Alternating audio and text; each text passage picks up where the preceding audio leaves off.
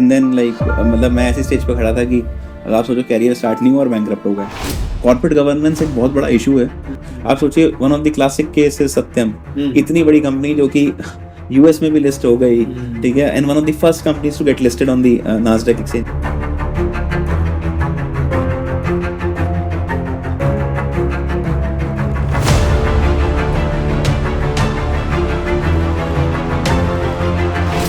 हर कोई stock market में जब आता है ना, तो स्टॉक मार्केट में वो बिजनेस करने नहीं आ रहा है। उसको ऐसा लगता है कि मैं रातों रात करोड़पति बन गया। मैंने अगर 5,000 रुपये लगाए तो मैं 50,000 रुपये कमाऊंगा। तो लाइक रतन टाटा सर, उसमें तो कोई डाउट ही नहीं है कि उनके जो एथिक्स थे, बिजनेस एथिक्स बहुत important. The greatest pleasure I've had is trying to do something that everybody says could not be done.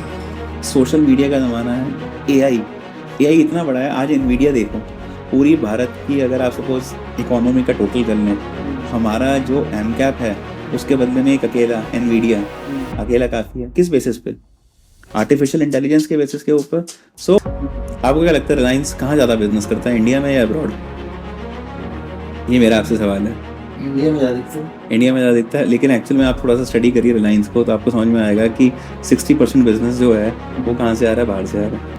आज इंडिया की जो ब्रांडिंग है वो डेफिनेटली बेटर है। सो हम ग्लोबल स्टेज पे बेटर कर रहे हैं। 10 साल का पूरा कंप्लीट टैक्स हॉलीडे लोगों को मिल रहा है, जो कि बहुत बड़ी अपॉर्चुनिटी। इससे क्या हो रहा है, आने वाले टाइम के अंदर भारत का रुझान और जितने एनआरआईज हैं और जितने एफपीआईज हैं वो सब वापसी भारत की तरफ रुख करेंगे।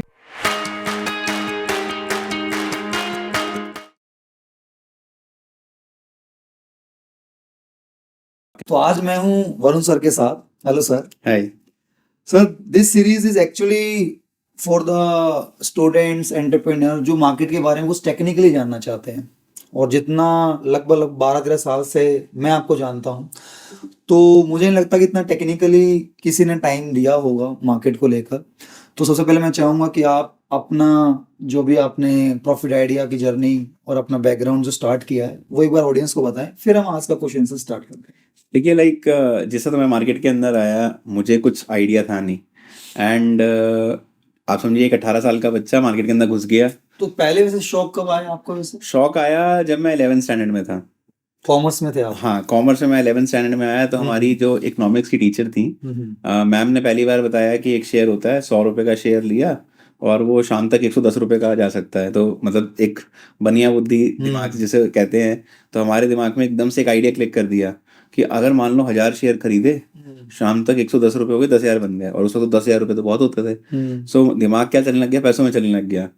एंड उस वक्त से मेरे को एक मन में ठान लिया कि मुझे इस मार्केट के अंदर कुछ करना है। कौन से टाइम की बात कर रहे हैं? ये मैं बात कर रहा हूँ 2002 की। ओके। तो हुआ क्या कि जब मैंने उस वक्त स्टार्ट किया, उस वक्त दिमाग में एक फितूर था कि जैसे ही मैं 18 साल का होऊंगा मेरे को स्टॉक मार्केट के अंदर कुछ करना है। ओके।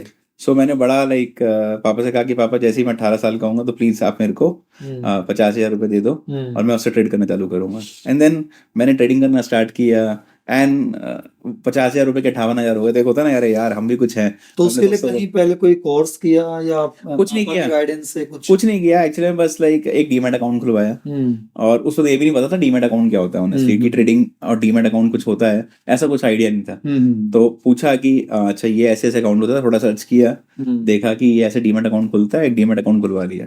तो वो डीमैट अकाउंट खुलवाने के बाद उसने 50,000 रुपये डाल के ट्रेड करना चालू कर दिया। 2 महीने में 58,000 रुपये हो गए और मैं बड़ा खुश। अरे देखो यार, और मैं अपने दोस्तों को भी बोलता था मार्केट बहुत अच्छी है और बहुत खराब है। खराब इसलिए है कि मैंने with in a span of जो 1 साल था, 18 से 19 साल के बीच के अंदर 18,75,000 रुपए खो दिए। उस वक्त क्या होता था, मार्केट में लीवरेज हुआ करती थी। आज बहुत सारे लोग इस कॉन्सेप्ट को समझते नहीं है, लेकिन लीवरेज ना it's a double edge sword, अच्छी भी और बुरी भी है। तो पहले अगर आपके पास 50,000 रुपए हैं तो आप 50 लाख पे भी काम कर सकते थे, 1 करोड़ पे भी काम कर सकते थे। ब्रोकर आपको फंडिंग दे देते थे, मार्जिन मिलता था। अब वो मार्जिन का हमें तो पता आइडिया नहीं था, ट्रेड स्टार्ट कर दिया। ये भी नहीं पता था फ्यूचर्स एंड ऑप्शंस होता क्या है। ठीक है जी, ये शेयर खरीद लेंगे, अपने अंदाजे से खरीद लेते थे। अभी ये शेयर ऊपर जाएगा, ये शेयर नीचे जाएगा। तो अंदाजे के लिए न्यूज़ देखते थे? अंदाजे के लिए टीवी देख लिया, न्यूज़पेपर समझ लिया, कुछ देखा, कुछ समझ में आ रहा है, लग रहा है बाजार ऊपर जाएगा। फिर क्या है कि एक गट फीलिंग भी होती है, उस पे काम कर लिया। तो वो जो आप अंदेशे पे काम कर रहे थे, उस अंदेशे पे काम बनने वाला था नहीं। तो 1 साल के अंदर अंदर जो मेरे 50,000 रुपए थे वो तो गए। 18,75,000 रुपए का कर्जा सर के ऊपर खड़ा हो गया। फैमिली को नॉलेज थी? फैमिली को कुछ नहीं पता, तो 2 महीने बाद जब पता चला कि ऐसा ऐसा हुआ है, और तो आपको पता ही है लाइक इंडियन फैमिलीज के अंदर तो बहुत सारा मतलब मम्मी पापा ने प्यार दिया और कहा कि बहुत अच्छा काम किया है, तो आप समझ सकते हो कि like how things went. But मैं बहुत ज़्यादा डिप्रेस हुआ कि समहाउ लाइक, क्योंकि एक तो आपकी पूंजी छोटी थी, फिर आपने इतना बड़ा अमाउंट गवा दिया, एंड वो कहाँ से आएगा, कैसे होगा। तो काफ़ी स्ट्रगल रहा उस समय के अंदर, बिकॉज पता कुछ नहीं था। अच्छा, luckily because I was good in, मेरी कॉम स्किल्स अच्छी थी, थोड़ा जॉब के लिए निकला तो मेरे को जॉब मिल गई, पहली जॉब थी मेरी, और 30,700 रुपये की सैलरी आती थी। तो ये ग्रेजुएशन के साथ साथ या ग्रेजुएशन के साथ, जैसे ही मतलब मैंने अपना एकदम तभी जॉब ज्वाइन कर ली थी, तो जैसे ही मेरा 12th पास हुई थी उसके बाद मैंने जॉब स्टार्ट कर दी। और 2004 की मैं आपको ये मतलब बात बता रहा हूँ कि कैसे लाइक स्ट्रक्चर चला। एंड देन उस वक्त 30,700 रुपये एक डिसेंट सैलरी हुआ करती थी इंडिया के अंदर। तो मैंने 25,000 क्योंकि खर्चे तो ज्यादा थे नहीं। तो मार्केट की प्रोफाइल में ही जॉब थी? नहीं, मार्केट प्रोफाइल में जॉब नहीं थी, मतलब मैं it's like as a financial analyst ही था, but then not directly related to stock market. So मेरे को वो, क्योंकि मार्केट समझ में आने लग गई थी, चीजें पकड़ में आने लग गई थी, तो 30,700 में से मैंने 5700 रुपये साइड करके 25,000 रुपये करके 4 महीने 1 लाख रुपए जोड़े। अब देखिए मार्केट अच्छी भी और बुरी भी, वो जो 1 लाख रुपए जोड़े वो 1 लाख रुपए भी मार्केट में चले गए, वो लगाए उसमें भी नुकसान हो गया। सो आप फ्रस्ट्रेशन समझ सकते हो कि कितनी बड़ी फ्रस्ट्रेशन होगी कि यार तुम कर क्या रहे हो क्या रहा है ये, ठीक है, और पैसे थे नहीं। तो टेक्निकली कुछ बता सकते हैं किस रीजन से, कहाँ? रीजन ये था कि बिकॉज ये मार्केट के अंदर आप समझिए कि it's a legal way of pick pocketing business.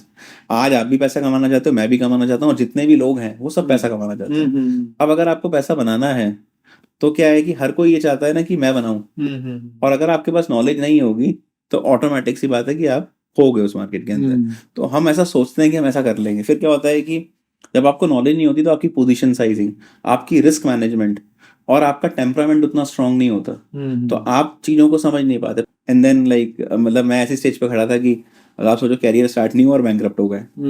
सो वो बहुत डिफिकल्ट फेज रहा, समझ नहीं आता। में आप अच्छे थे? एकेडमिक्स में मैं ऐसे कहूंगा कि लाइक आई वाज एवरेज, हमें 70-75% आ गए, हम उसमें खुश थे। उस टाइम पे 70-80 की काउंटिंग में था। बट लेकिन जब ये हादसा हुआ मेरे साथ, उसके बाद मैंने क्या किया, बहुत ज़्यादा टाइम मार्केट के अंदर बिताना चालू किया, समझने की कोशिश करी। मैं 20-22 घंटे लगा रहता था, रिसर्च करता रहता था कि क्या हो रहा है, कैसे मार्केट चलती है, ऑप्शंस मार्केट स्पेशली, मतलब उस वक्त मुझे बिल्कुल पता नहीं था। तो काम तो कर लिया, पैसा भी गवा दिया, लेकिन बहुत ज़्यादा नॉलेज नहीं थी कि डिटेल में। तो मैंने सारी नॉलेज लेना चालू किया, देखा, पढ़ा क्या ग्रीक्स होते हैं, कैसे काम करती हैं ऑप्शंस, और साथ साथ मैं अपनी जो स्टडीज कर रहा था मैंने वो भी साथ साथ कंप्लीट करता रहा। Okay. So like one of my friend, उसने क्या बोला कि तेरी बस की बात नहीं है ये, तू छोड़ दे। अब वो बात दिल को बहुत छूई कि यार ये तो गड़बड़ हो गई। फिर एक दूसरे दोस्त ने बोला तो एक काम क्यों नहीं करता, तू हर बार जो भी काम करता है वो नुकसान में जाता है ना, तो एक काम कर, तू बाय करने की जगह जो भी तू करता है उसको सेल कर दिया कर, जो तुझे लग रहा है ना खरीदना है उसको बेचा कर, शॉर्ट सेल। हाँ, और जिसको जो लग रहा है ना तुम्हारे को कि एक तरीके से ये बेचना है उसको खरीद लिया कर, उल्टा करके देख ले एक बार। मैंने कहा सब कुछ आजमा लिया, ये भी आजमा के देख लेते हैं कि जो खरीदता है उसको बेच के देख लेते हैं।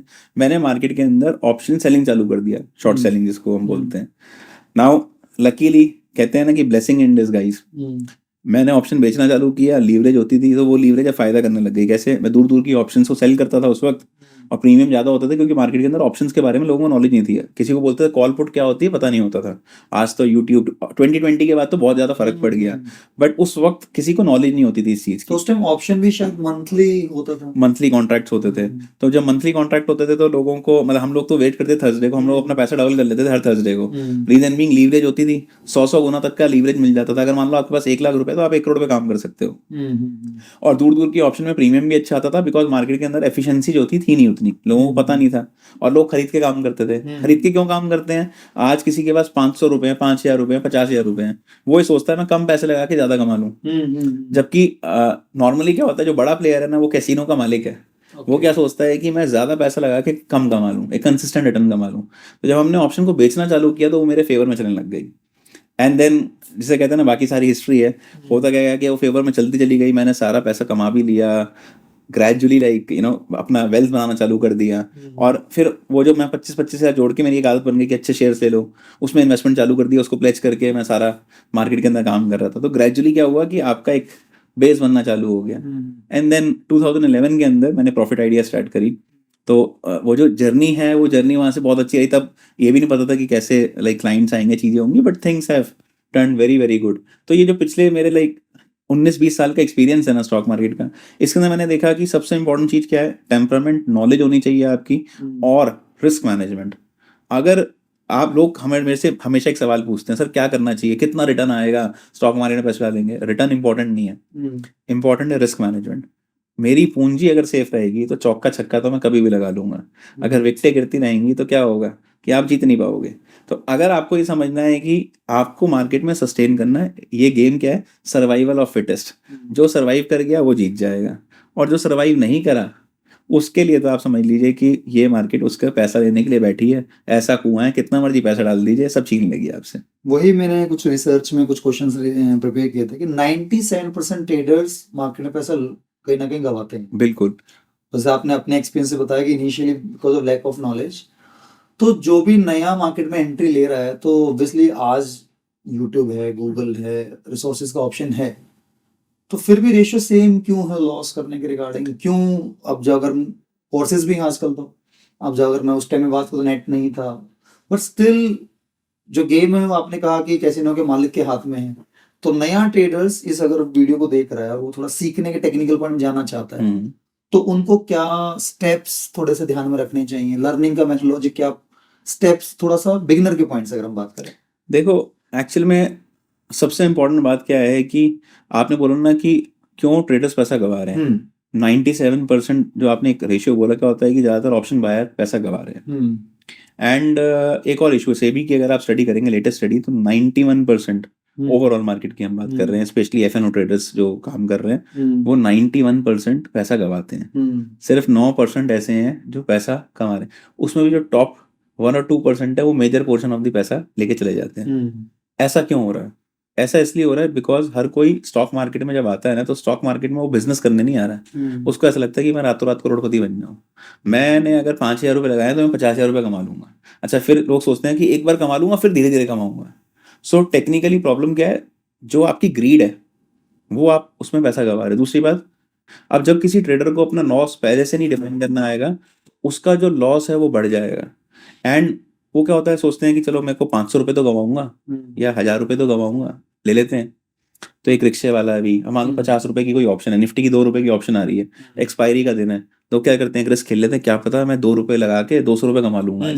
ठीक है, अब 2 रुपए में लगेगा क्या? एक लॉट निफ्टी का 25 का है अभी फिलहाल। ठीक है, अब 25 के लॉट के ऊपर अगर आपने 2 रुपए की ऑप्शन खरीद ली, 50 रुपए। एक रिक्शे वाला हो, पान वाला हो, ऑटो रिक्शा, कोई भी कुछ है, ठीक है, लेबर क्लास का बंदा भी हो, सोचते चल खेल लेते हैं। जैसे हमने देखा ना कौन बनेगा करोड़पति, तो ये तो बहुत फेमस शो है कौन बनेगा करोड़पति। कौन बनेगा करोड़पति में क्या होता था, हर बंदा एक एसएमएस कर रहा है, एसएमएस कंपनी चार्ज कर रही है आपसे 5 रुपए एक एसएमएस का। करोड़ों लोगों ने एसएमएस कर दिया, 5 करोड़ रुपए इकट्ठे हो गए। उसमें से क्या हुआ कि उस पूल में से किसी एक बंदा जो जीत गया उसको दे दिया गया 1 लाख रुपए का इनाम। फिर जो कंटेस्टेंट आया, मान लो 12.5 लाख 25 लाख रुपए जीत भी गया। ठीक है, अमिताभ बच्चन साहब को भी फीस दे दी गई, उसके बाद ही पैसा बच गया सिर्फ, और स्पॉन्सर भी आएंगे, सारी चीजें आएंगी। तो क्या है कि वो कैसीनो के मालिक की तरह प्ले कर रहे हैं, वो बड़ा अमाउंट कलेक्ट कर रहे हैं। एक बंदा जो जीतेगा वो शोर मचाएगा, अरे यार मैं जीत गया, मैंने इतना पैसा बनाया, ये किया वो किया।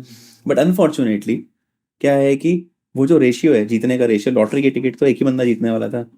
ठीक है, मान लो 1 2 3 तक इनाम थे अलग अलग, first position, second position, third position, तो भी क्या होगा, लिमिटेड लोग ही जीतेंगे ना। So that is where the challenges. तो लोग क्या कर रहे हैं, वो जीतने वालों का रेशियो तो है नहीं, गंवाने वालों का रेशियो बहुत ज्यादा है, बिकॉज वो छोटी टिकट साइज पे छोटा छोटा सम खोते रहते हैं। लेकिन जो बड़ा प्लेयर है वो समझता है कि ये एक प्रॉपर बिजनेस है, इसको अगर मैं तरीके से करूंगा, स्ट्रैटेजी वाइज काम करूंगा, तो मैं लॉन्ग टर्म में सस्टेन भी करूंगा और मैं कंसिस्टेंट वेल्थ बना पाऊंगा स्टॉक मार्केट के अंदर। तो जो बिगनर्स हैं या जो मार्केट को थोड़ा सा टाइम देना चाह रहे हैं, तो मैं चाहूंगा इन दोनों फील्ड को लेने की अप्रोच अगर डिस्कस हो जाती है हमारी। ट्रेडिंग के अंदर हम शॉर्ट माइंडसेट से आ रहे हैं, इन्वेस्टिंग में लॉन्ग टर्म के लिए आ रहे हैं, तो डेफिनेटली इन्वेस्टिंग का जो माइंडसेट है, रिसर्च वर्क है, तो उसमें क्या होमवर्क नॉर्मली आप लोग करते हैं जो आप मार्केट में अपने क्लाइंट को सजेस्ट करते हैं या अपने लिए फॉलो करते हैं, सेम ट्रेडिंग वाले पॉइंट्स में अगर उसमें कुछ बेसिक्स हम बात करते हैं? देखिए ये एक बहुत, मेरे को लगता है ना, बहुत इंपॉर्टेंट क्वेश्चन है। ज्यादातर लोग ना पहली बात तो एक लकीर ही नहीं खींच पाते कि ये मेरी इन्वेस्टमेंट है और मेरी ट्रेडिंग है। प्रॉब्लम क्या होती है, शेयर खरीदा नीचे आ गया तो हम इन्वेस्टर बन गए, ठीक है, और अगर चल गया ऊपर तो हम ट्रेडर बन गए। एक और मैं आपको सबसे बड़ी बात बता दूं, जो बिगेस्ट ट्रेजेडी है और जिसे कहते हैं ना like one of the biggest challenge, लोगों को लॉस हजम हो जाता है, प्रॉफिट हजम नहीं होता। ये एक सच्चाई है, प्रॉफिट हजम नहीं होता, लॉस हजम हो जाता है। अब मैं आपको बताता हूँ, 100 रुपए का शेयर था, 100 रुपए का शेयर 102 आ गया, सर क्या करें, बेच दें क्या शेयर को? सर 102 रुपए आ गया, प्रॉफिट आ रहा है, सर 110 रुपए आ गया, क्यों? डर, पता है कि चीज गिर गया तो ये मन में डर लगा हुआ है कि गिर गया तो मेरा शेयर क्या होगा मेरे को, और मैं बच पाऊंगा कि नहीं बच पाऊंगा इससे। तो उनको प्रॉफिट हजम नहीं हो रहा कि भाई 100 का 110 हो गया, 100 का 115 हो गया, सर अब अगर गिर गया तो जैसे 113 आएगा ना 115 से, अरे यार ये तो मतलब मेरे को 2 रुपए का नुकसान हो गया। अब वो नहीं पता कि ठीक है वो थोड़ा कंसोलिडेट करेगा, ऐसा ना लीनियर चलता चला जाएगा कोई चीज ऊपर या गिरती चली जाएगी। It has to be up and down तो चलेगा मार्केट के अंदर। तो आपको समझना पड़ेगा कि over a period of time वो शेयर अच्छा कर सकता है। तो कई बार क्या होता है कि हम अपने विनर्स को बहुत जल्दी काटने लग जाते हैं क्योंकि हमारे को प्रॉफिट डाइजेस्ट नहीं होता। जब ये चल रही होती है उस टाइम पे अपने माइंड में आपने कहा कि विजन लेके चलना है ऑल दैट, तो उस टाइम पे फंडामेंटली ट्रस्ट कैसे बने कि ये कंपनी कुछ बड़ा बना सकती है? देखिए, आपको पहले बात तो ये विजन लेके चलना है। मैं एक बहुत अच्छा एग्जांपल देता हूँ। See as a owner of profit idea, जब मैंने प्रॉफिट आइडिया बनाई तो छोटी कंपनी थी, ठीक है, उस वक्त हमें ये भी नहीं पता था कि पहला क्लाइंट कैसे आएगा। और जस्ट बिकॉज मेरे पास 1 क्लाइंट हो गया, 5 क्लाइंट हो गए, 10 क्लाइंट हुए, 100 हुए, अब 100 क्लाइंट हो गए तो क्या मैं उसको बेच दूंगा? बड़ी कंपनी बन गई तो अब मुझे पता, अब तो मैं ग्रो करना चालू कर रहा हूँ, अब तो वो और बढ़ेगी। अब सपोज मान लो मेरे पे 500 क्लाइंट हो गए, फिर 1000 क्लाइंट हो गए, अरे अब तो बहुत बड़ी कंपनी बन गई। अब अगर नीचे आ गई तो क्या मैं ऐसे सोचता हूँ? मैं सोचता हूँ मैं इस बिजनेस को और बढ़ाऊंगा और ज्यादा एक्सपैंड करूंगा। तो वहां तो आपके हाथ में है ना डिसीजन मेकिंग। नहीं, लेकिन आपको ऐसे समझना है कि जो भी कंपनी, जो भी प्रमोटर होता है, वो उसके लिए एक ब्रेन चाइल्ड है अपनी कंपनी के लिए। वो कभी भी नहीं चाहेगा कि उसकी कंपनी जो है ना वो खराब हो। तो अगर प्रमोटर इंटेंट अच्छी है, प्रमोटर अपनी होल्डिंग को इंटैक्ट रख रहा है या फिर बढ़ा रहा है over a period of time, तो आपको समझना पड़ेगा कि प्रमोटर ना सिर्फ उसमें पैसा कमाने के लिए नहीं बैठा, दिल भी है उसका, क्योंकि उसने उसको पाला पोसा, कंपनी को बढ़ाया है। तो लाइक नारायण मूर्ति के लिए इन्फोसिस, या असीम प्रेम जी के लिए विप्रो, ठीक है, या मुकेश अंबानी या धीरू भाई अंबानी के लिए जो रिलायंस है, तो आपको समझना पड़ेगा कि वो एक, see it's not just money, it is also sentiment. उन्होंने जब आप एक कंपनी को बनाते हो ना, तो आप उस कंपनी के लिए हमेशा चाहते हो कि वो बढ़े। जस्ट बिकॉज वो बढ़ गई है, सो आज देखो, आज से 20 साल पहले अगर मैं बात करूंगा तो बजाज फाइनेंस तो 4 रुपए का बजाज फाइनेंस था। आज हम बात करते हैं 7,000 का बजाज फाइनेंस, 8,000 का Bajaj finance. Now just because वो शेयर का प्राइस 4 रुपए से 800 रुपए गया, तब फिर उसके बाद 5,000 गया और अब 8,000 आ गया, 7,000 आ गया, तो क्या हम उसको बेच दें? हमारे को समझना पड़ेगा बिजनेस ठीक है तभी तो वो बढ़ रहा है, और अगर बिजनेस अच्छा रहेगा तो हम क्यों जल्दीबाजी करें? तो ये एक इन्वेस्टमेंट, जब आप इन्वेस्टमेंट ले लो, ट्रेडिंग एक सेपरेट कप ऑफ टी है, बट जब मैं इन्वेस्टमेंट लेके चलता हूँ तो मेरे पास वो माइंडसेट होना, मेरे पास वो एक थॉट प्रोसेस होना कि मैंने एक चीज अच्छी खरीदी है, अगर मैं उसको होल्ड करूंगा तो ऑब्वियसली बात है कि it's like any other business. तो मैं अपने बिजनेस को या अपने फैमिली ज्वेल को बेचूंगा नहीं, मैं उसको रखने की क्षमता रखूंगा और पैसा बनेगा। आज प्रॉफिट आइडिया मेरे लिए एक तरीके का फैमिली ज्वेल हो गया। अब अगर मैंने ओनरशिप स्टेक लिया है किसी कंपनी के अंदर और कंपनी अच्छा कर रही है और वो आगे आपको पता है कि ये तो बिजनेस चलता रहेगा, अच्छा करेगा, ईपीएस बढ़ेगा, कंपनी की अर्निंग्स बढ़ेंगी, तो नंबर्स बढ़ेंगे ही बढ़ेंगे। तो आप समझो कि ग्रोथ होना वो स्वाभाविक है, बस आपको क्या करना है, टिके रहना है उस कंपनी के अंदर। सो कई बार कहा जाता है that you should also learn to marry your stock, and कई बार ये बोला जाता है that in trading you should not marry your stock. So इसलिए इन्वेस्टमेंट और ट्रेडिंग जो हम वो बॉटम एक लकीर खींच रहे हैं ना, वो लकीर इसलिए इंपॉर्टेंट है कि इन्वेस्टमेंट के अंदर you should sometimes learn to marry your stock as long as उसके फंडामेंटल चेंज नहीं हो रहे। लाइक बजाज फाइनेंस का एग्जांपल लिया कि 4 रुपीज से 800 7,000, आज जो नया देख रहा है बंदा, उसको दिख रहा है कि बजाज फाइनेंस आज ठीक कर रही है, अब 8,000 महंगा लग रहा है, 800 वाले को 500 वाले को ठीक है, 8,000 होल्ड करने की सिचुएशन समझ में आती है। एंट्री के टाइम पर ये कि अब मैं लूं कहीं, ये इसका बिकॉज ऑफ जियो भी आ रहा है इस फील्ड में, शायद बाकी प्लेयर भी आ रहे हैं, तो वो धक धक जो अंदर आ रही है उसके पीछे बैक साइड रिसर्च में क्या पैरामीटर्स लें? ओके, सो जैसे मैंने बोला, जब हम इन्वेस्टमेंट करते हैं we look into 25 different parameters, okay, जिसमें से कुछ इंपॉर्टेंट पैरामीटर, जैसे मैंने अभी बोला, प्रमोटर होल्डिंग बहुत इंपॉर्टेंट है, so we give lot of weightage to promoter holding unless कोई कंपनी इंस्टीट्यूशनल होल्डिंग है, ठीक है। दूसरी बात क्या है कि कंपनी का लाइक प्राइस अर्निंग ग्रोथ कितना है, कंपनी का ईपीएस क्या आ रहा है, कंपनी की कंसिस्टेंट प्रॉफिटेबिलिटी पिछले 5 साल की 10 साल की क्या है। दूसरी बात ये है कि कंपनी की जो सेल्स है क्या वो साल दर साल बढ़ रही है, उसका हमने एक चेक पॉइंट लगा रखा है, कम से कम 15-20% से तो बढ़नी चाहिए। अगर इतनी नहीं बढ़ रही है तो फिर हमारे को, हम एक चीज बोलते हैं जिसको बोलते हैं ग्राहम नंबर, तो हम स्टडी करते हैं कि कंपनी की जो ग्राहम वैल्यू है उसकी वैल्यू कितनी आ रही है। अपार्ट फ्रॉम दैट हम एक चीज और देखते हैं कि इंट्रिंसिक वैल्यू के हिसाब से शेयर सस्ता है या महंगा है। मान लो सपोज इंट्रिंसिक वैल्यू होती है कि इतना तो प्राइस बनना चाहिए शेयर का। अब मान लो मार्केट में एक शेयर 300 रुपए का है, उसका प्राइस बन रहा है 600 रुपए का या 500 रुपए का, तो इसका मतलब सस्ता है, हमें खरीदना चाहिए। लेकिन मार्केट पे शेयर चल रहा है 300 रुपए का और उसका प्राइस बन रहा है 150 रुपए का, तो ऐसा शेयर हमारे को नहीं खरीदना चाहिए। तो वो इंट्रिंसिक वैल्यू का एक पैरामीटर हो गया। फिर हम क्या करते हैं, there is approach which is called as dollar test. Dollar test क्या होता है, ये एक बहुत ही famous Charlie Munger and Warren Buffett का एक टेस्ट है। सो हम क्या करते हैं, जो हमारी इन्वेस्टमेंट शेयर्स हैं उन शेयर्स के ऊपर हम एक डॉलर टेस्ट लगाते हैं, देखते हैं कि ये शेयर अपने पोर्टफोलियो में रखना चाहिए नहीं रखना चाहिए। तो ज्यादातर लोग क्या करते हैं, ज्यादातर लोग अपने पोर्टफोलियो में शेयर ले लेते हैं बट उनको ये नहीं पता होता उनको एग्जिट कब करना है। जबकि वॉरेन बफेट साहब क्या कहते हैं, now they are like legends of the industry, तो वो लोग क्या बोलते हैं, वो बोलते हैं कि you should always do a dollar test. Dollar test से फर्क ये पता चल जाता है हमारे को कि इस समय तक मेरे को शेयर रखना चाहिए अपने पोर्टफोलियो में या निकालना चाहिए।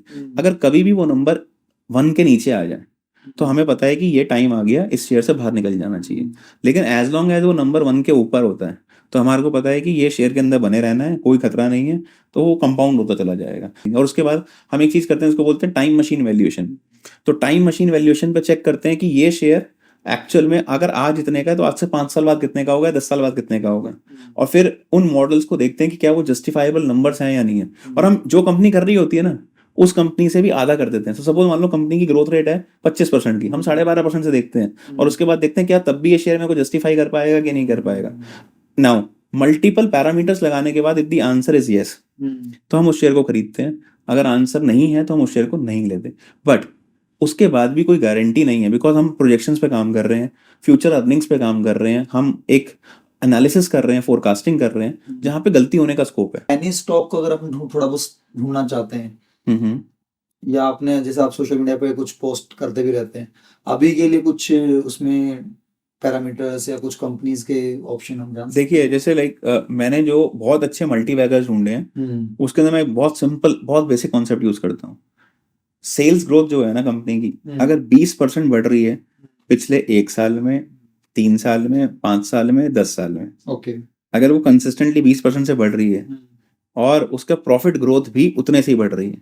अब इस बात में बड़ा कैच है, लोग कहते हैं, कई लोग ना स्टडी करते हैं सेल्स ग्रोथ बढ़ रही है लेकिन कहते हैं कि प्रॉफिट ग्रोथ तो कम ही आएगी। नहीं, मैं इसमें कैच क्या डालता हूँ, मैं कैच डालता हूँ कि अगर उसकी प्रॉफिट ग्रोथ उतनी ही परसेंटेज से बढ़ रही है या उससे ज्यादा से बढ़ रही है तो इसका मतलब वो स्टॉक में मल्टीबैगर पोटेंशियल है और उसका शेयर प्राइस अपनी इंट्रिंसिक वैल्यू से और अपने ग्राम वैल्यू से कम चल रहा है और किसी वजह से उसके ऊपर अगर market value of coated investments ज्यादा हैं उसके एम कैप से, वो कंपनी ना बिल्कुल सोना है।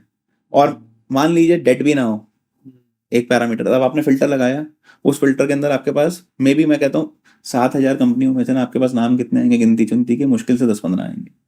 इससे ज्यादा नाम नहीं आएंगे, मैं आपको सच्चाई बता रहा हूँ। लेकिन वो जो नाम है ना उस कंपनी, उसमें से कुछ कंपनी ऐसी होंगी जो बिल्कुल ग्रॉसली कोई जानता ही नहीं, नाम ही नहीं सुना होगा, ठीक है, और वो कई गुना बढ़ जाएंगी। और वही आपको, जैसे एक समय में रिलैक्सो, मैंने रिलैक्सो खरीदा 35 रुपए में, वो शेयर 1000 रुपए का हो गया अभी। तो कैनफिन होम्स कोई खरीदना नहीं चाहता था, 19 रुपए पे कैनफिन होम्स था।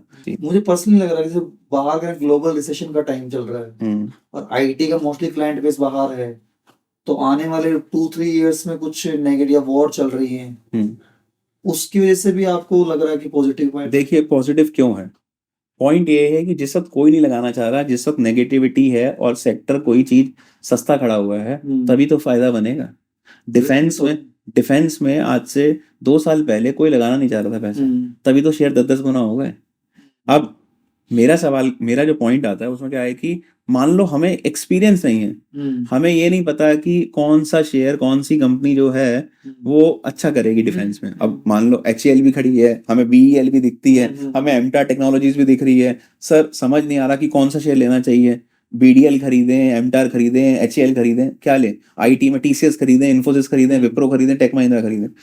उन लोगों के लिए जो लोग नए हैं, जिन लोगों को एक्सपीरियंस नहीं है, मुझे लगता है कि ETF उनको लेना चाहिए। तो जैसे आप IT20 खरीद लीजिए, IT में उसके अंदर क्या है, TCS भी आ गया, इन्फोसिस भी आ गया, HCL टेक भी आ गया, टेक महिंद्रा आ गया, विप्रो आ गया, जितनी टॉप कंपनीज हैं उसका एक कॉम्पोजिशन बन गया, काइंड ऑफ उसका फंड बन गया जिसको हम बोलते हैं एक्सचेंज ट्रेडेड फंड्स। फिर मान लो फॉर एग्जांपल आपने क्या किया, डिफेंस के अंदर आपने कोई डिफेंस फंड ले लिया, फॉर एग्जांपल एमओ डिफेंस, तो एमओ डिफेंस के अंदर क्या होगा, HCL भी आ जाएगी, BEL भी आ गई, एमटार भी आ गई, BDL भी आ गई, तो जितनी टॉप की कंपनीज हैं वो आपका उस कॉम्पोजिशन में आ गई। तो उससे क्या होता है, आपका रिस्क कम हो जाता है। तो जिन लोगों को उतनी रिसर्च जो लोग नहीं कर सकते या उतनी एक्सेसिबिलिटी नहीं है, उनके पास नॉलेज नहीं है, तो वो आई थिंक ETF पे भी अपना एक्सपोजर ले सकते हैं, उनका रिस्क कम हो जाएगा और वो सेक्टर पकड़े जहाँ पे विजन हो। अब आपने IT की बात करी, रिसेशन की बात करी, US के अंदर रिसेशन आ सकता है, उसमें कोई डाउट नहीं है, लेकिन वो रिस्क तो हमेशा ही रहेगा ना। आप सोचो 2008 में भी आया तो जिसने तब पैसा लगाया उसने बहुत पैसा बनाया, 2020 में जब मार्केट गिरी उसने पैसा लगाया तो पैसा बनाया। अभी IT देखा जाएगा अभी नीचे से बढ़ा है थोड़ा सा, बट देन अभी भी सस्ता है। आप सोचो कितना ज्यादा काम AI पे, टेक्नोलॉजी पे हो रहा है। आज बताओ कौन सी कंपनी बिना टेक्नोलॉजी काम, हम ये पॉडकास्ट ही कर रहे हैं एक एग्जाम्पल है। आप मुझे एक बात बताइए, क्या बिना टेक्नोलॉजी के संभव है? सोशल मीडिया का जमाना है, AI इतना बड़ा है। आज एनवीडिया देखो, पूरी भारत की अगर आप सपोज इकोनॉमी का टोटल कर लें, हमारा जो एमकैप है उसके बदले में एक अकेला एनवीडिया अकेला काफी है। किस बेसिस पे? आर्टिफिशियल इंटेलिजेंस के बेसिस के ऊपर। सो अब जब आप एनवीडिया को देखते हो और भारत के अंदर जो सबसे बड़े प्रोवाइडर्स हैं वो इन्फोसिस और TCS हैं, तो आप सोचो कि, और सपोज अगर आप IT की बात कर रहे हो तो आप सोचो क्या जो भारत की कंपनीज हैं, इतनी छोटी छोटी कंपनीज आ रही हैं जो कि अपना बिजनेस सेटअप करना चाह रही हैं, उनको टेक्नोलॉजिकल सपोर्ट चाहिए, ERP सॉफ्टवेयर चाहिए, मल्टीपल चीजों के लिए कुछ ना कुछ छोटी चीज के लिए भी IT सपोर्ट चाहिए। क्या वो बिना IT कंपनीज के पॉसिबल है? So we need to understand कि फ्यूचर क्या है। अगेन मैं 1-2 साल नहीं देखता, मैं देखता हूँ अगले 5 साल क्या वो स्कोप बना रहेगा। जो एक पर्सनल क्वेश्चन मैं पूछना चाहूंगा इसमें, जैसे स्कैम वेब सीरीज आई थी, आज भी ऑपरेटर मार्केट में काम करते हैं? बिल्कुल करते हैं, बिल्कुल करते हैं। और आई थिंक आपको ये समझना पड़ेगा कि हमारे को ना कुछ ऐसे शेयर से बचना है, क्योंकि नॉर्मली क्या होता है कि कई बार ना, जैसे आपने बहुत अच्छा सवाल पूछा, और इसका जो शिकार है ना, इसका शिकार रिटेल इन्वेस्टर भी होता है और कई बार बड़े बड़े फंड मैनेजर भी हो जाते हैं। ओके। क्या होता है कि कई बार आप किसी कंपनी को स्टडी करते हो तो नंबर्स भी फौज हो सकते हैं, और नंबर्स फज करके क्या होता है कि कहीं ना कहीं बुक्स मेंटेन की जाती हैं। अनफॉर्चुनेटली आपको बाद में पता चलता है यार ये तो कंपनी ही फ्रॉड थी, ठीक है ना। इवन दो कॉर्पोरेट गवर्नेंस एक बहुत बड़ा इशू है, बट कॉर्पोरेट गवर्नेंस एक ऐसा इशू है कि जहाँ पे हमें थोड़ा सा सतर्क होना पड़ेगा, बिकॉज समटाइम्स इररिस्पेक्टिव ऑफ आप कितनी मर्जी ड्यू डिलिजेंस कर लीजिए, कितना मर्जी कर लीजिए, उसके बाद भी कुछ कंपनीज फ्रॉड कर जाएंगी। आप सोचिए, one of the classic case है सत्यम, इतनी बड़ी कंपनी जो कि US में भी लिस्ट हो गई, ठीक है, and one of the first companies to get listed on the Nasdaq exchange. तो आप समझ के चलिए कि जब वो फ्रॉड कर सकती हैं, और उनका फ्रॉड जो कि US की अकाउंटेंसी प्रैक्टिसेस के अंदर मतलब one of the top accounting practices वो फॉलो करते हैं, उसके बाद ही 15 साल तक कोई पकड़ नहीं पाया। एनरॉन कॉर्पोरेशन देख लीजिए, जो US की कंपनी थी, कितना बड़ा फ्रॉड निकला। So we need to understand कि इस तरीके की कुछ प्रॉब्लम्स आएंगी, और इसीलिए क्या जरूरत है डाइवर्सिफिकेशन की। देखिए, पहले तो सेबी थोड़ा प्रमोट कर रहा था कि लोगों को इंस्टेड ऑफ सम कि रियल एस्टेट में आप जाते हो, आप हार्डकोर गोल्ड खरीदते हो, तो you have to shift your investment toward market. अब वो कह रहा है कि नहीं, ज्यादा ही आ गए हो। तो आपको आने वाला मूव क्या दिखता है, और इसमें किस तरीके से इस चेंज को आप देखते हैं? आई थिंक जो ये मूव आ रहा है ना, ये बढ़िया है। रीजन बीइंग, सेबी ऐसा नहीं कह रहा कि मार्केट में पैसा ना लगाओ। सेबी क्या रोकने की कोशिश कर रहा है कि जैसे मैंने आपको बताया ना, बहुत सारे रिटेल ट्रेडर्स जो हैं ऑप्शन बाय कर लेते हैं, पता कुछ है नहीं।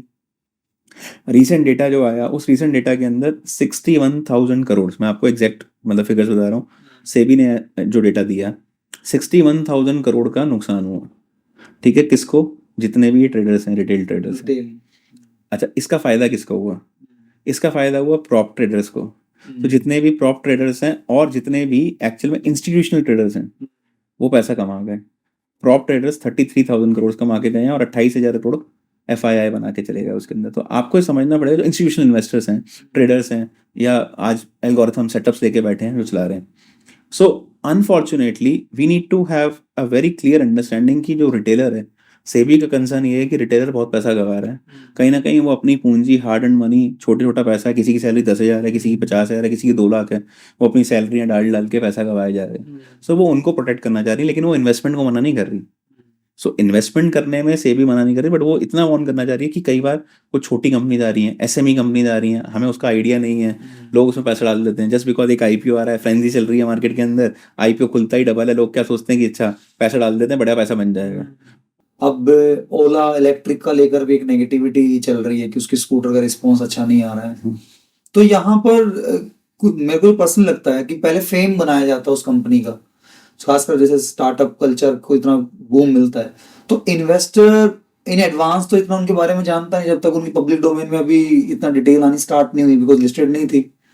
तो इसमें आईपीओ के इस स्कैम से बचने के लिए, आईपीओ में पॉजिटिव पाने के लिए, यहाँ पे अपने आप को कैसे डीआरएचपी वगैरह को स्टडी करके या बाकी क्या ऑप्शंस आप देखिए, जब भी कोई नई कंपनी आने वाली होती है, पहली बात तो वो नंबर्स आपको देती है। आजकल बहुत सारी वेबसाइट्स हैं जिसके ऊपर आप इजीली इवन प्री आईपीओ भी उन कंपनीज की स्टडी कर सकते हैं। और छोड़िए कि आप एक बेसिक सिंपल मतलब 100 रुपीज दे के एमसीए से किसी कंपनी की डिटेल निकाल सकते हैं। जब आप इस कंपनी में लगाना जा रहे हैं पैसा, तो उसकी डिटेल निकालने में मुझे नहीं लगता कि कोई बुराई होगी। कुछ जो कंपनीज ऐसी हैं उनसे आपको बचने के लिए आप अपना ड्यू डिलिजेंस पहले कर लीजिए और उसी के बाद उन आईपीओ में लगाइए, वरना बेटर है कि आप अवॉइड करिए। इसमें इन्फॉर्मेशन फेक होने के चांसेस हैं जो विंडो ड्रेसिंग। हाँ, देखिए नॉर्मली क्या होता है कि यूजली मतलब मर्चेंट बैंकर्स हैं, तो मर्चेंट बैंकर्स क्या करते हैं कि लाइक यूजली देखा जाता है कि कहते हैं ना, लाइक एक चीज को जैसे कोई घर बेचने जाता है, पुराना घर है तो क्या होगा, उसको लीपा पोती करके अच्छे से बनाया जाता है।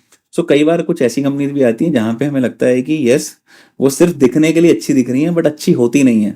थोड़ा सा हाइपोथेटिकल में अगर चीज में क्रिएट करो, ये होमवर्क सेबी को थोड़ा सा और स्ट्रिक्टनेस के साथ नहीं करना चाहिए। क्रेडिट रेटिंग एजेंसीज भी हैं, तो इन्वेस्टर्स हर कोई इतना डिटेल में शायद नहीं जा पाएगा। तो सेबी जिसके लिए बना है, जो पर्पस उसका है, तो कहीं ना कहीं उसका लैक कहीं ना कहीं दिखता है यहाँ। तो देखिए क्या है कि मतलब डेफिनेटली एक परेशानी है, क्योंकि कुछ कंपनीज ऐसी आ रही हैं जो कि लिस्ट हो रही हैं, बट हमें ये समझना पड़ेगा। देखिए रेदर देन कि हम ये सोचेंगे ना कि हर काम सेबी कर दे, ठीक है। तो फॉर एग्जांपल जैसे मैं इसके लिए आपको एक अच्छा एग्जांपल देता हूँ। पेरेंट्स अपने बच्चों को समझाते हैं, ठीक है, लेकिन बच्चा तब भी नहीं मानता कितनी बार, ठीक है। तो कुछ काम बच्चे को भी करना पड़ेगा। तो सेबी बीइंग द पेरेंट, ठीक है, वो अपना काम कर रही है, बट अगर हम सब जो इन्वेस्टर हैं समझो, या जो बच्चे हैं ना, अगर वो अपना काम नहीं करेंगे ना, तो कहीं ना कहीं गड़बड़ हो जाएगी। अभी आपने जब लास्ट डिस्कशन में एक पॉइंट वर्ड बोला अनलिस्टेड कंपनी है, तो उसके रिगार्डिंग भी कुछ डाटाबेस, अनलिस्टेड स्टॉक्स को लेकर अभी आप कुछ ड्यूरिंग द इंट्रो बता रहे थे। राइट, देखिए क्या होता है कि आज बहुत सारी कंपनी ऐसी हैं जो कि स्टॉक मार्केट के अंदर अनलिस्टेड है। नाउ व्हेन आई से अनलिस्टेड है, तो क्या है कि कल को उनका आईपीओ आने वाला है, या मतलब मे बी बड़ी जल्दी आ जाएगा मार्केट के अंदर। सो फॉर एग्जाम्पल जैसे आजकल अनलिस्टेड शेयर्स में काफी ज्यादा काम चलता है। मैं एक एग्जांपल लेता हूँ, एनएससी का आईपीओ ले लेते हैं, नेशनल स्टॉक एक्सचेंज।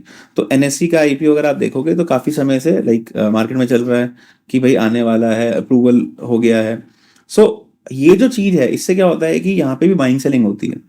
तो जैसे आप सेकेंडरी मार्केट में जो लिस्टेड शेयर्स हैं उसमें बाइंग सेलिंग करते हैं, वैसे ही आप अनलिस्टेड स्पेस में जो शेयर अभी लिस्ट नहीं हुए हैं, फ्यूचर में जाके सेकेंडरी मार्केट में लिस्ट होंगे, उनमें आप खरीदी बेची कर सकते हैं। उस मार्केट को बोलते हैं अनलिस्टेड मार्केट।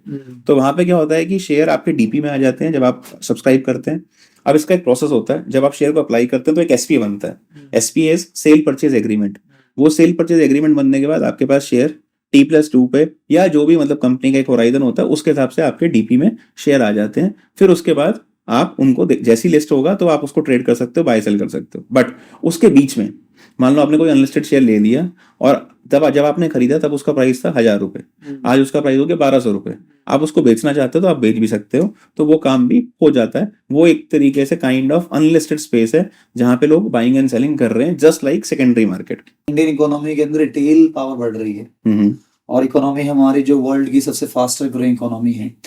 तो जो हम आज के टाइम के अंदर करंट सिनेरियो में बात करते हैं, तो जितने भी टॉप जायंट्स हैं किसी भी सेगमेंट के अंदर, एप्पल उठाओ, गूगल उठाओ, माइक्रोसॉफ्ट उठाओ, तो वो 90s, 60s, 70s के कहीं ना कहीं बैकग्राउंड से बिलोंग करते हैं। यूएस में वो ट्रेंड देखा गया, उस टाइम में कंपनियां बनी थी वाली। क्या आज जो इंडियन स्टार्टअप्स का नाम हम सुन रहे हैं, जोमेटो सुन रहे हैं, या ओला है, या पेटीएम है, क्या ये वही ट्रेंड इंडिया का आज हम कैलकुलेट कर सकते हैं कि वो उतना बड़ा ग्लोबली जा सकते हैं इतना? डेफिनेटली जा सकते हैं। देखिए मतलब हमारे को ये समझना पड़ेगा कि एक पॉइंट इन टाइम पे जब आज आपको वैसे एक डेटा शेयर करता हूँ, इवन लुक एट रिलायंस। आपको क्या लगता है रिलायंस कहाँ ज्यादा बिजनेस करता है, इंडिया में या अब्रॉड? ये मेरा आपसे सवाल है। इंडिया में ज्यादा दिखता है। इंडिया में ज़्यादा दिखता है, लेकिन एक्चुअल में आप थोड़ा सा स्टडी करिए रिलायंस को तो आपको समझ में आएगा कि 60% बिजनेस जो है वो कहाँ से आ रहा है, बाहर से आ रहा है। सो बिल्कुल बाहर जा सकते हैं, that is one point. Second point, आने वाले टाइम के अंदर जो स्कोप है वो बहुत ज़्यादा है, बिकॉज एक सबसे बड़ी बात यह है कि हमारी जो आबादी है, पॉपुलेशन है, हम सेल्फ कंजम्पशन इकोनॉमी है। तो यहाँ पे एक तो बिजनेसेस चल रहे हैं, दूसरी बात क्या है कि आज हमारे जो बिजनेसेस हैं बहुत इनोवेटिव आइडियाज से आ रहे हैं। धीरे धीरे करके क्या हो रहा है कि इट्स नो लॉन्गर कि लोग क्या करते थे पहले यूएस चले जाते थे, सैलरी स्ट्रक्चर अच्छा है। अभी क्या है कि सिर्फ वैसा ट्रेंड नहीं है, अब इंडिया में भी बहुत अच्छे सैलरी स्ट्रक्चर्स हैं, राइट। सो टेक्निकली क्या है कि जो स्टार्टअप्स आ रही हैं उनको ये पता है कि हमारे को अच्छे रिसोर्सेज, अच्छी टीम चाहिए, वो अपनी टीम को अच्छा रख रहे हैं, उनको पे ऑफ अच्छा कर रहे हैं। तो और साथ में आइडियाज बहुत अच्छे हैं, यूनिक आइडियाज के साथ आ रहे हैं। तो आपने जिन कंपनीज की बात करी, बहुत सारी स्टार्टअप्स आ रही हैं, ऑफ कोर्स मतलब काफी सारी स्टार्टअप्स फेल भी हो जाएंगी, बट इसमें से कुछ ऐसी कंपनीज आएंगी जो कि आने वाले टाइम के अंदर बहुत बड़ी बन जाएंगी। एंड इसमें कोई डाउट नहीं है कि वो हमारे को ग्लोबली रिप्रेजेंट करेंगी। सिर्फ इंडिया में रिप्रेजेंटेशन नहीं होने वाली, ग्लोबली उनका एक दबदबा रहेगा और वो बड़ी कंपनी बनने वाली है। और कहीं ना कहीं आज अगर हम इंडियन इकोनॉमी की बात करें तो आप सोचिए पिछले 4 साल में एक चीज दिखेगी कि हम 2 ट्रिलियन इकोनॉमी थे। 2 ट्रिलियन इकोनॉमी से आज हम बात कर रहे हैं 5.5 ट्रिलियन इकोनॉमी की। एंड जो हमारा ऑब्जेक्टिव है, जो गवर्नमेंट का अगर आप डेटा देखेंगे, so their objective is very clear कि ये जो इकोनॉमी है this should go up to at least 7 trillion to 10 trillion in a very short period of time. और आने वाले टाइम के अंदर हम और बड़ी इकोनॉमी की बात करें, so we should be very clear कि ये ग्रोथ होने वाली है। प्लस एक सवाल और आता है जो कि शायद आपने मुझसे नहीं पूछा बट लोगों के मन में होता है। लोग पूछते हैं निफ्टी बहुत बढ़ गया है, सेंसेक्स बहुत बढ़ गया है, सेंसेक्स 80,000 के पार है, निफ्टी 26,000 चला गया है। व्हाट डू यू थिंक, आपको क्या लगता है कि क्या मतलब ये बहुत ज्यादा नहीं हो गया? देखिए अगर छोटा इम्पैक्ट देखेंगे ना तो बहुत ज्यादा है। 1000 से निफ्टी चालू हुआ, सेंसेक्स चालू हुआ, तो उस वक्त जब सेंसेक्स 10,000 पहुंचा ना पहली बार, अरे सेंसेक्स 10,000 इतनी बड़ी न्यूज। आप देखो कोई पेपर उठा के देख ला, वो बहुत बड़ी न्यूज थी। निफ्टी 2,000 हो गई, निफ्टी 5,000 जब पहली बार बढ़ा और हर 1000 पे कटिंग होती थी, केक कटिंग होती थी, बड़ा बहुत सारे लोग। तो आपको समझना उस वक्त 5,000 बहुत बड़ा लगता था। जब 2008, कोई पुरानी बात तो बहुत पुरानी बात तो नहीं है, सिर्फ हम पिछले 16 साल पुरानी बात कर रहे हैं। तो जब 2008 के अंदर निफ्टी 2200 खड़ा था, वापसी 5,000 आया तो 5,000 आ गया निफ्टी, कितनी बड़ी बात हो गई। पहली बार 10,000 लगाया निफ्टी ने, इतना शोर मच गया कि 10,000 लग गया, ठीक। और 10 लगा कब, आपसे 10 साल पीछे उठा लो, और आज हमें लगता है कि 25-26,000 के लेवल ज्यादा है, ज्यादा नहीं है। अगर आपका एक विजन है तो ये मैं आपको बहुत क्लियरली बता दूं कि ये यहाँ से बढ़ने ही वाले हैं। जैसे हर इंसान को ऊपर ही जाना है ना। कुछ फिगर बता सकते हो टाइमलाइन? बिल्कुल बता सकता हूँ। अगर मैं शॉर्ट टाइम फ्रेम की बात करूँ तो बाजार के अंदर अभी रिसेंट में ये FII सेलिंग को भी अगर हम सब कुछ इनकलकेट कर लें तो मुझे नहीं लगता कि मार्केट के अंदर मेजर सपोर्ट्स हैं 23,110 और 24,194। आने वाले टाइम के अंदर मुझे लगता है इन अ मीडियम टर्म परस्पेक्टिव अगर मैं बात करूं तो 26,603, 27,018 और 28,000 पार है निफ्टी। और अगर 18 महीने से 2 साल की प्रोजेक्शन की बात करता हूं तो ये मैं कहता हूं कि किसी को आंकड़ा नोट करना है, नोट करके रखे चाहे बेशक। मेरे हिसाब से 29,000 के पार निफ्टी दिख रही है, तो 29,294 एग्जैक्ट जो हम लोग चार्ट्स देखते हैं, स्टडी करते हैं, उसके ऊपर लेवल आ रहा है। प्लस 33,132, ये 2 लेवल निफ्टी पे मुझे दिख रहे हैं। और मुझे कोई भी सरप्राइज नहीं होगा कि ये लेवल्स आपको आते हुए दिखेंगे, आने वाले टाइम में और दिखेंगे।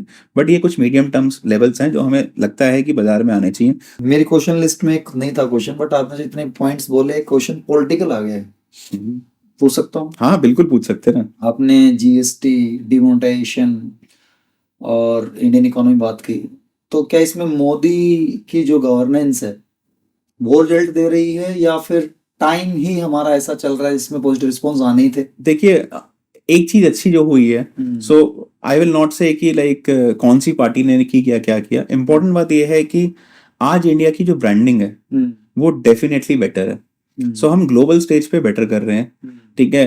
और इसमें कोई दो, जैसे मैंने आपको ना डेटा बोल रहा है, ऐसा डेटा कह रहा है कि हम 3rd नंबर पे खड़े हैं। So we have improved drastically in the last 15-20 years. तो उसके बीच में सरकारें चेंज हुई, नहीं आई, तो कलेक्टिव एफर्ट था, ठीक है। लेकिन उस एफर्ट के अंदर क्या है कि चाल पकड़ ली, और जो ये चीजें इम्प्लीमेंटेशन हुई, सबसे इंपॉर्टेंट बात था उसकी इम्प्लीमेंटेशन। ऐसा नहीं था कि पहले उसकी बातचीत नहीं थी, इम्प्लीमेंटेशन नहीं था। तो इम्प्लीमेंटेशन आने से क्या हुआ है कि जो एक तेजी पकड़नी, जिसे कहते हैं ना कि लाइक फ्यूल पकड़ना चाहिए था, वो फ्यूल पकड़ लिया उसने। तो इस वक्त अगले 10-15 साल भारत के लिए बहुत स्ट्रांग है। और जैसे ये विकसित भारत की बात कर रहे हैं, अगले हम 23 इयर्स की बात कर रहे हैं, 2047 तक की, I think this is a golden opportunity. और मैं आपको एक बात बता दूं, जो मैंने अभी बोली, ये जो FII माल बेच रहे हैं ना, यही वापसी आते हुए आपको दिखेंगे, कहेंगे कि यार हमने तो गलती कर दी, इंडिया को बेच के निकल गए। तो जो लोग इस सोच के साथ हैं, एक होराइजन के साथ हैं, एक लॉन्ग टर्म विजन के साथ हैं, उनको ये क्लियर समझ में आ रहा है कि यहाँ पे ग्रोथ है। और ये जो इम्प्लीमेंटेशंस हो रही हैं, स्ट्रिक्टनेस हो गई है पॉलिसी की वजह से। तो कंपनी पहले जो कैश में हाइड कर लेती थी, ब्लैक मनी का जो कंपोनेंट था वो काफी कम होता चला जा रहा है। तो हमें ये समझना पड़ेगा कि because of this the amount of scope that we see in the economy and in the market, that is very very high. और अच्छा, पहले एक चीज और होती थी, इस चीज में बता दूं, पहले क्या होता था कि ना, इवन छोटा बिजनेसमैन हो या फिर जो जो लोग सैलरियां भी कमा रहे थे, उसके अलावा कोई छोटा मोटा बिजनेस कर रहा था, हाउस वाइफ थी, उनको कुछ शगुन मिला, कुछ मिला, वो सब ना कैश रखती थी। आज की डेट में चेंज हो गया। आप देखो आजकल तो लोग शगुन भी पेटीएम करने लग गए, ऑनलाइन करने लग गए हैं, QR कोड लगाने लग गए हैं। दूसरी बात क्या है कि नाउ इवन हाउस वाइफ, जैसे मैंने बोला, उनको समझ में आ रहा है कि यार कैश पड़ा था, परचेजिंग पावर कम हो रही थी, पहले जो चीज 100 रुपए में आ जाती थी आज नहीं आती है, तो क्यों ना मैं उसको म्यूचुअल फंड में लगा लूं, मार्केट में पैसा लगा के कर लूं। तो वो अवेयरनेस बढ़ गई है। और इतना ज्यादा सोशल मीडिया की वजह से क्या है कि समझ में आ रहा है स्टॉक मार्केट में पैसा बनता है। फिर क्या हो गया कि पहले जो नॉर्मल पार्टीज होती थी, किटी पार्टी चल रही है लेडीज की, उसमें क्या होता था, उसमें एक चर्चा का विषय नॉर्मली लाइक एक सिंपल, अभी ये चर्चा का, अच्छा मैं स्टॉक मार्केट कर रही हूँ, तो एक पीयर प्रेशर, अरे वो सो एंड सो, हाँ वो कर रही है, मैं नहीं कर सकती क्या? सो टेक्निकली क्या है कि उनमें एक जो सीखने की लगन आ गई ना, वो आ गई कि अच्छा सामने वाले को आती है, मेरे को नहीं आता यार, ये तो गड़बड़ है, मुझे भी सीखना है, मुझे भी पैसा लगाना है। तो क्या हो रहा है कि जो kind of they also want to become self reliant, और उनको समझ में आ रहा है कि इसमें पैसा लगा के पैसा बन सकता है। Perfect. इसी में एक चीज और, मैं जैसे हमने मोदी गवर्नमेंट या गवर्नेंस की बात की, मैं गिफ्ट निफ्टी को लेकर भी बातचीत आप कर रहे थे। देखिए ये एक बड़ा अच्छा आइडिया है, बिकॉज अहमदाबाद के अंदर एक गिफ्ट सिटी बनाई गई है, और वहां से हमने गिफ्ट ऑपरेट करना चालू किया। सो हुआ क्या है कि अगर आप देखोगे, पहले एक चीज चलती थी SGX निफ्टी। तो पहले काफी सारे लोग सिंगापुर एक्सचेंज के ऊपर सिंगापुर पे निफ्टी को ट्रैक करते थे, तो उसको हम बोलते थे SGX निफ्टी। अब क्या हुआ है, हमने SGX का टाई अप तोड़ के एक्सचेंज के साथ हमने क्या किया, अहमदाबाद के अंदर एक सिटी बना दी, जिसका नाम दे दिया गया गिफ्ट सिटी। उससे क्या फायदा हुआ कि जो पहले इन्वेस्टमेंट सिंगापुर जाती थी, अब वो सारे FPIs और FIIs गिफ्ट में आ रहे हैं, भारत में रजिस्ट्रेशन करवा रहे हैं और वहां से ऑपरेट कर रहे हैं। इसका बेनिफिट क्या हुआ, पहली बात तो जितने FIIs थे, FPIs थे, वो ऐसे आने लग गए। सेकंड चीज, सरकार ने उनको एक बहुत बड़ा बेनिफिट दिया है। बेनिफिट क्या दिया है, 10 साल का टैक्स हॉलिडे है। तो 10 साल तक कोई टैक्स नहीं है, ट्रांजैक्शन कॉस्ट के ऊपर रिबेट्स दे रखे हैं, दुबई टैक्स, ठीक है। ये कहीं पे भी आप, चाहे US बैठे हैं, चाहे आप UK बैठे हैं, ऑस्ट्रेलिया बैठे हैं, दुबई बैठे हैं, सऊदी में हैं, कहीं पे भी हैं, तो आप क्या कर सकते हैं, अगर सपोज आप एक NRI हैं और आपने इंडिया में पैसा लगाया, ठीक है, तो वो गिफ्ट में आएगा। गिफ्ट में आने के बाद उसको चैनलाइज किया जा सकता है, आपको कहीं पे भी लगाना है, वर्ल्ड इकोनॉमी में लग जाएगा वो पैसा। और जब आप उसको रिपैट्रिएट करेंगे तो उसके ऊपर 1 रुपए का भी टैक्स नहीं है। 10 साल का पूरा कंप्लीट टैक्स हॉलिडे लोगों को मिल रहा है, जो कि बहुत बड़ी अपॉर्चुनिटी। इससे क्या हो रहा है, आने वाले टाइम के अंदर भारत का रुझान, और जितने NRIs हैं और जितने FPIs हैं, वो सब वापसी भारत की तरफ रुख करेंगे। अभी काफी सारे लोगों को ये इस बारे में जानकारी नहीं है, या बहुत सारे लोग क्या है कि मतलब उन्होंने सुना ही नहीं कि ऐसी भी कोई चीज होती है। बट आने वाले टाइम के अंदर आप देखोगे कि जो इन्वेस्टमेंट या जो अभी FII जा भी रहे हैं, वो भी कहीं ना कहीं आपको दिखेगा कि इस रूट के थ्रू हमारे को बहुत ज्यादा इन्वेस्टमेंट चैनलाइज होते हुए इंडिया में नजर आएंगी। और ये ऐसा एक NSE ने एक बनाया है, NSE IX, that is international exchange. तो वो इंटरनेशनल एक्सचेंज होने से फायदा ये होगा कि जो IFSC है उसके अंदर जितनी भी ट्रांजेक्शन्स हो रही हैं वो ट्रांजेक्शन्स आप देखो हर महीने बढ़ती चली जा रही हैं। मैं अभी एक चीज और ऑब्जर्व कर रहा हूँ बात करते करते भी, जो लोग मार्केट में आते हैं, जैसे आपने भी कहा कि 12th के बाद जैसे आपने स्टार्ट किया, तो एक साइड इफेक्ट पॉजिटिव में कि आपको policy making, world economy, trend ये ऑब्जर्व करने की हैबिट हो जाती है। मुझे लगता है बाकी प्रोफेशंस में इतना कुछ होगा कि इस फील्ड को ऑब्जर्व करना आता होगा। तो these all are the side effects of this field जो आप शायद देखिए हाँ, ले रहे हैं। मेरे को लगता है कि सबसे बड़ा पॉजिटिव इम्पैक्ट क्या है कि आई थिंक आज की डेट में हमारी जो स्कूलिंग हुई, अब मुझसे कोई पूछेगा, मेरे को लगता है मेरे को काका का भी नहीं आता है, ठीक है। मैं तो वैसे ही अपने ब्लॉग में लिखता हूँ नाड़ी प्रोफेसर, कोई मतलब आप देखो मेरे कोई भी चैनल होगा नाड़ी प्रोफेसर के नाम से मिलेगा, मैं कहता हूँ मैं अंगूठा छाप अच्छा हूँ। बिकॉज आज इंपॉर्टेंट क्या है, स्किल सेट इंपॉर्टेंट है। आपको जो काम आता है वो काम आना चाहिए, ठीक है। लेट्स सपोज आज सचिन तेंदुलकर एक अच्छा बैट्समैन है, विराट कोहली एक अच्छा बैट्समैन है, उनको बैटिंग करनी आती है ना, सबसे इंपॉर्टेंट क्या है, बैटिंग करनी, ठीक है। तो उनको अपना काम आता है, एक बॉलर को अपना काम आता है, तो वो उसी में बेस्ट है। स्टॉक मार्केट में अगर मेरे को स्टॉक एनालिसिस, मेरे को जनरल अवेयरनेस आती है तो वो बहुत बेटर है। इससे क्या हो रहा है कि आप जिस काम में आप अच्छे हैं, अगर आप वो काम कर सकते हैं तो ऑटोमेटिकली आप ग्रोथ मिल जाएगी। तो यहाँ पे मार्केट के अंदर आई थिंक ये बहुत बड़ा एक इंपॉर्टेंट मुझे प्लस पॉइंट लगता है कि हम लोग इतनी सारी चीज़ों को ट्रैक कर पाते हैं। प्लस बहुत सारी कंपनी के तो मुझे पता ही नहीं था, नाम भी नहीं सुने थे मैंने, जब उनके बारे में रिसर्च करने वाले हैं तब पता चला कि अच्छा ये भी काम होता है, ऐसी भी कंपनीज हैं। अब जो लाइक केमिकल के अंदर इतने सारे स्पेसेस हैं, या मैंने कुछ कंपनी स्टडी करी, प्लास्टिक की कंपनीज हैं, दाना बना के उनसे ये बिजनेसेस कर रही हैं, रिसाइकलिंग की कंपनीज हैं, जैसे आजकल रिसाइकलिंग पे बहुत फोकस है। तो जब आप जो आपने कभी नाम सुने नहीं थे, कभी एनालाइज नहीं किए थे, आपको उन नामों में भी, उन कंपनीज के अंदर भी वहां पे नजर आता है कि यस ये ग्रोथ मिल सकती है। तो आई थिंक वो जनरल अवेयरनेस आपकी बहुत बढ़ जाती है।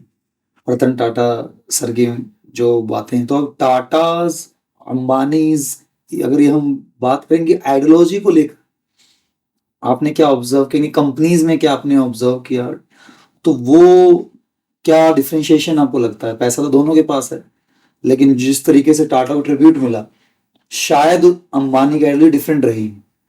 तो क्या यूएसपी हैं जो आप, कुछ लोग ऐसे भी जो बिजनेस करना चाहते होंगे, तो उनसे आपने पर्सनली क्या सीखा है जो एज ए बिजनेस करने में आप अडॉप्ट करना सजेस्ट करेंगे? देखिए सबसे इंपॉर्टेंट चीज क्या है कि एथिक्स पे जो लाइक रतन टाटा सर, उसमें तो कोई डाउट ही नहीं है कि उनके जो एथिक्स थे, बिजनेस एथिक्स बहुत इंपॉर्टेंट है। सिर्फ पैसा कमाना बड़ी चीज नहीं है, एथिकल होना बहुत जरूरी है। तो मतलब मैं पर्सनली वैसे आपके साथ एक चीज शेयर करना चाहता हूँ, आपने सवाल किया ही है तो नॉर्मली क्या होता है कि कई लोग मुझसे पूछते हैं कि सर ये स्टॉक है, ये स्टॉक है।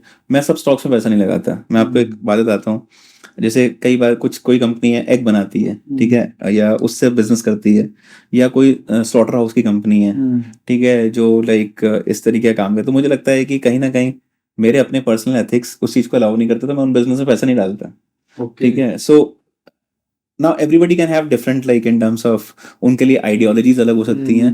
सो टाटा की आइडियोलॉजी अलग है, रिलायंस की आइडियोलॉजी अलग है।